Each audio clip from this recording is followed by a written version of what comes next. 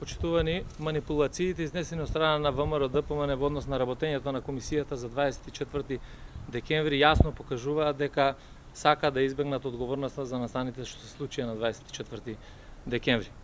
СДСМ јасно покажа дека знае да испочитува Мартовски договор кој што беше направен во присуство на дипломатите од Брисел, покажа јасна политичка волја да се реши овој проблем, предложи членови на комисијата кои активно учествува во работата на оваа комисија. Меѓутоа СДСМ не може да ја превземе и одговорноста на власта и на ВМРО ДПМН.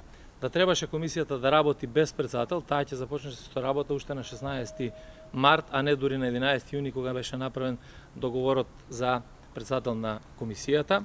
Затоа ги повикуваме да го испочитуваат прво Мартовскиот договор кој што го следат представниците од Брисел, а најдобар демант им беше упатен исто така од Брисел, лично од еврокомесарот Филе, на министрите Бесими и Поповски, кои што укажуваат на тоа дека комисијата мора да продолжи со работа и при тоа да се утврдат фактите, да се донесат соодветни заклучоци за да се види дали е прекршен уставот и законите во Република Македонија. СДСМ останува посветена на работењето преку еден конструктивен и позитивен пристап да ги решаваме битните прашања кои што се за граѓаните на Република Македонија и воопшто за државата. Благодарам. Дали ова значи дека ќе барате консултации за нов председател на комисијата со оглед на тоа дека Давидковски е дециден дека оставката е конечно?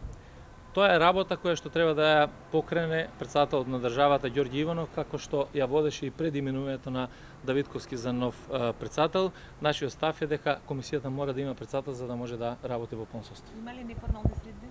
Се уште не.